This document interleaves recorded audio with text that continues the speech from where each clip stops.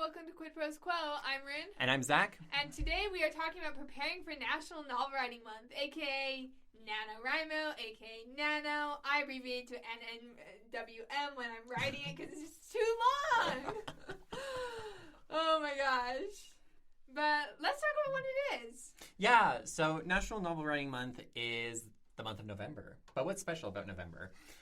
During the month of November, novelists, both professional and amateur, attempt to write 50,000 words during the month. Usually it's on a new novel writing project, not always. We're going to talk about that a little bit later. Actually, that's in next week's episode. But National Novel Writing Month also refers to the nonprofit that organizes the participants into workable communities and hosts the website that is used to track your progress, which is NaNoWriMo.org. We will link it inside of the description for this episode so that you can find it easily if you're interested in joining both of us for Nano this year. Yes, it'll be so fun. So one of the fun things I get to do with NaNoWriMo this year is I'm also a municipal liaison, and I can like to explain that a little bit, even though it's not in the outline. Go for it. So municipal liaisons are community volunteer leaders, and they will organize events in your community. On the NaNoWriMo.org website, you can go and find your region, and regions vary in size anywhere from like, our region is like our county that we live in, and the state that we live in, but some of them are just like one city. Like I know San Francisco is like one region, and some of the ones in Europe really big. Yeah, some of them ones in Europe cover multiple countries. Yeah, so they vary in size. But anyways, your ML or municipal liaison will organize events for you, and if they're close enough to you, you can go and check them out and like engage with the community on a physical level. If not, there may be Discords or other writing communities you can join. There are forums on the NaNoWriMo website that I'm supposed to check a couple times a week as an ML that I've looked at maybe twice in the past 2 months. So, sorry, NaNoWriMo headquarters altogether, in case you're listening. But yeah, so, Zac, why do you do Nano? Okay, so I actually wrote my second novel doing National Novel Writing Month. But the thing is that Nano was something that I attempted several times when I was in middle school because I thought it sounded like fun and because I wanted to actually try my hand at writing a novel. Because I had written like stories before, but they usually ended up being like 7 or 8 pages. They included a lot of like telling, right? Yeah. As middle school stories tend to do. And so I wanted to give it a go, and the first time that I did it, I did not get anywhere close. Like, it was probably like 10,000 words, 16,000 words, something like that. But then I hit my stride, if I remember correctly, it was either as an 8th grader or a 9th grader. I don't remember. Nope, that's not true. I was in 10th grade when I won NaNoWriMo for the first time. Winning NaNoWriMo just means that you write 50,000 words. Like, yeah, and there are like discount codes that you guys like quote prizes. Yeah. Like I got Scrivener from. That's how I got Scrivener too. Yeah, it's like you get like half off if you win NaNoWriMo, and it's not an expensive app. It's a one-time purchase, which is like great. I hate subscription services. Retweet. But like. Yeah, you can.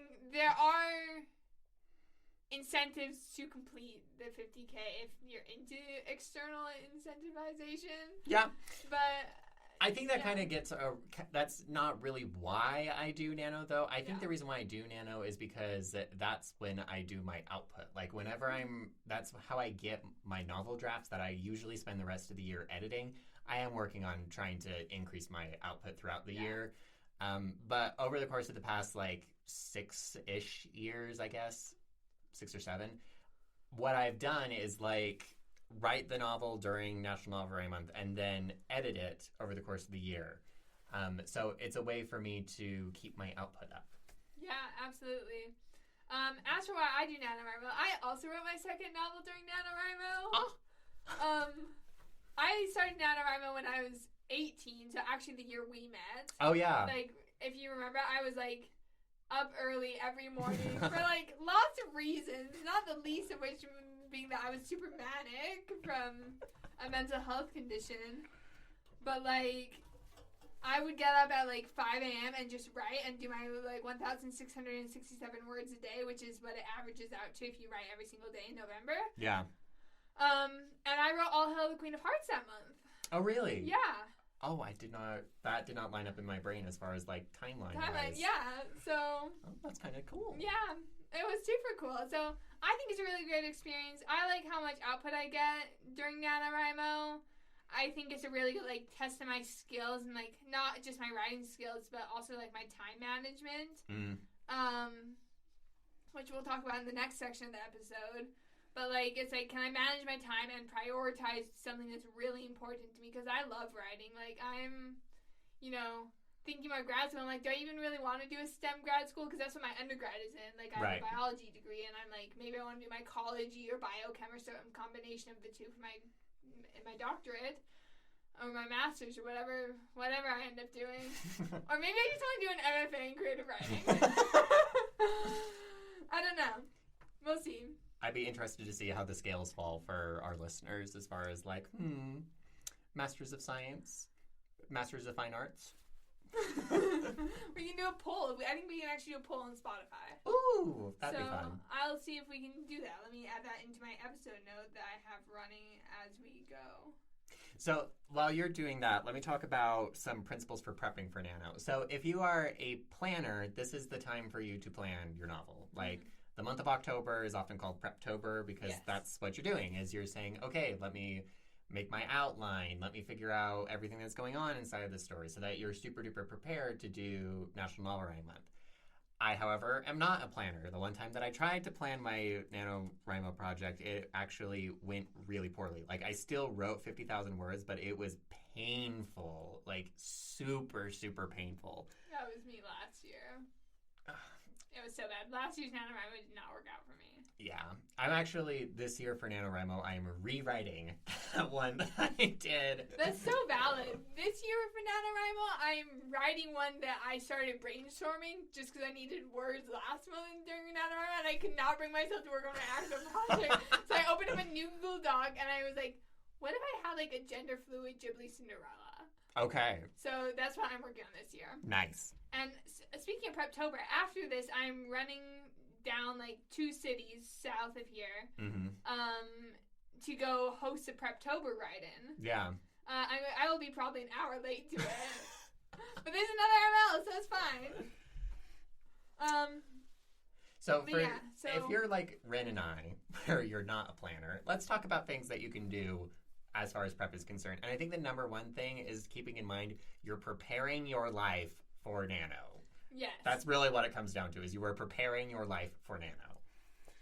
So one really important thing to do is to figure out your word rate, so your words per minute, and then you can extrapolate to how long you will need in order to do Nano. So for my case, I know that I can usually, like for 15-minute stints at a time, I can write 33 words per minute, which works out to 500 words in 15 minutes. Which means that I just need an hour somewhere in the day in order to get to 2,000 words because I take days off during NaNoWriMo. That's just how I do it. Yeah. So I know that I need to find an hour every day to be able to write, but I need to sprinkle up that hour, otherwise I get cranky. Yeah, that's so valid. It also takes me around an hour. I don't know my exact word counts, but I know it's also around like 33 words per minute. I generally will do 2 like 25-minute sprints. So, because my brain works so well with the Pomodoro method, it's insane. I love the Pomodoro method. It's the only my freshman year of college, I tracked how many Pomodoros a week it took me to do my homework. It took me 17 Pomodoros a week to do all my homework, because my homework was super consistent that semester. Like, yeah. My brain works in Pomodoros. I'm like, I can get this done in 2 Pomodoros or 3 Pomodoros. Yeah. So I do Pomodoro sessions, and it takes me 2. I just do a 5-minute break. So I guess it's an hour 5 minutes. No, that's 55 minutes because I can't do math. 25 plus 25 plus 5. 25 plus 25. You're not counting the 5-minute at the end of the second one? No. Okay, so it's 55. Because then I'm done at the end of the second sprint. Yeah, that's 55 minutes. So, yeah, it takes me also just under an hour to do my writing. This is not to shame anyone who takes a longer time writing or to shame us for anyone who can do it in half an Who are you? And how do you do it? I mean, there are people who do the 24-hour novel drafting challenge and do 50K in 24 hours. I can't do that. I tried to do it. I got half the words in a third of the time. Nice. It was like insane, but I was so burnt out at the end of it, and I've not looked back at. And here's the thing: the way I got the words is I know I have to not edit as I go. Yes. And the way I did that is I literally blindfolded myself and typed it. So there are so many. There are so many typos, and I have not looked at it, so I don't actually know how many there are. You just open it up and it's a sea of like squiggly red lines and blue underbars. Well, this is Scrivener, so I don't have my editing turned on. So okay, so you're good. I'm good. That was a fun night. I would actually like to do the 24-hour novel drafting challenge because you actually break it up into either 2 12-hour sprints or 3 8-hour sprints. It like happens over like a long weekend. Oh, that makes more sense. Yeah, so you do not do it for 24 hours straight. You conventionally, this is just another writing challenge. That happened in like July or August, I think, and I didn't have a job at the time. So you're like, bet. So I was like, bet. But then I had so much other life stuff going on, and I was just starting to date someone new, and it was just like life stuff. So, and my 25,000 words were spread across 3 projects. But like 20 or 15,000 were in the project for that challenge. But anyways, I digress. How do I prep for NaNoWriMo besides figuring out my words per minute? I just hadn't answered this and I forgot. Do you have any other things you do to prep for NaNoWriMo? Yeah, so I'm definitely a pantser, but I do enjoy having a framework on which to hang everything, and like here's what I'm going to work off of. You need hangers in the closet, but you don't design the wardrobe. Yes, exactly.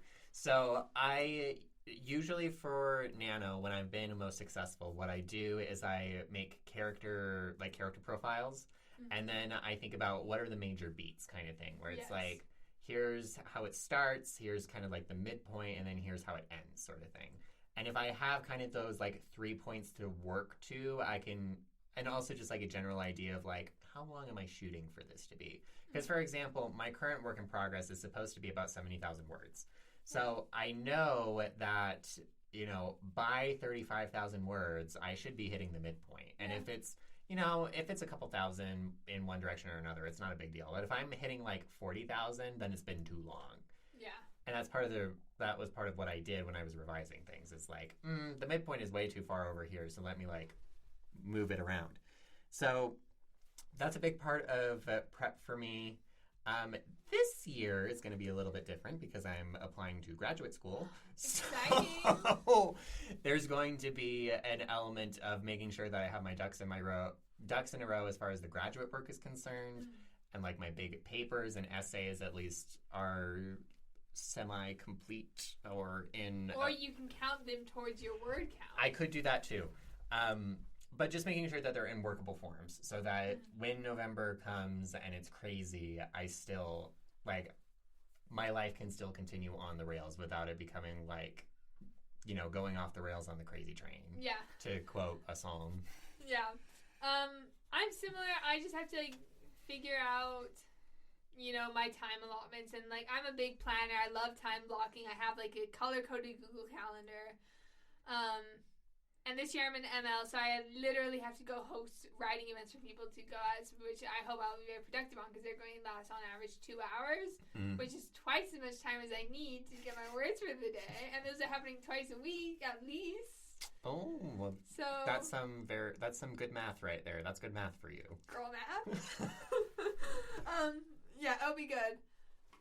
So for me, it's a lot of like just figuring out my time commitments and trying to figure out balance. I count like any creative writing so I never counted my school essays towards NaNoWriMo, but any creative writing I did, including brainstorming, I would do and count towards my NaNoWriMo goal. Right. So I mentioned that last year I was so sick of whatever project I was doing for NaNoWriMo that I just opened up a new Google Doc and started like brainstorming new story ideas just so I would like get my words for the day.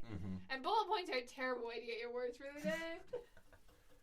But if you can find one that you can like build on, then like it works. Yes. I think just as kind of like a closing thought, something that all of our listeners should keep in mind is that Rin and I have been doing Nano for years and years and years. Like, Yes. I think we're both somewhere around 6 or 7 years doing Nano, maybe more. 2018, so I'm at 5 years. You're This at, will be year 6. No, this will be year 5. no, because I started, 2019, 2020, 21, 22, 23. 6 years. but I skipped 2 there, and you can, because I skipped 2 from my grand sojourn in California. I wasn't right. doing novels in there. Yeah. And I didn't do it in 2019, so I guess this is my 5th net. Well, I tried in 2019, I just failed in 2019. Yeah, I mean, that's fine. Yeah. But part of Nano is joining the community. It's enjoying being with other writers, and it's having fun. Like, next episode, we're going to talk about like how you actually do it. Mm-hmm. But even if you're just passingly interested in writing a novel and don't have any experience with it, Nano is exactly for you. Like, yes, it's for you.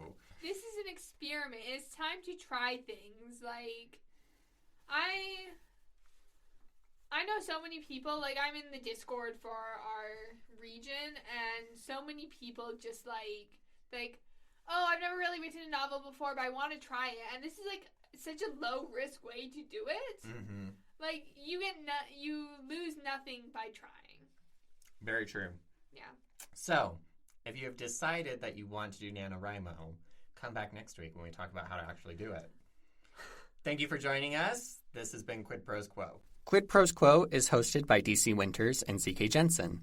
If you like this episode, be sure to leave us a rating. And if you'd like to contact us, you can email us at quidprosquo@gmail.com. For more episodes, check us out on Spotify, Apple Podcasts, or wherever else you get your podcasts.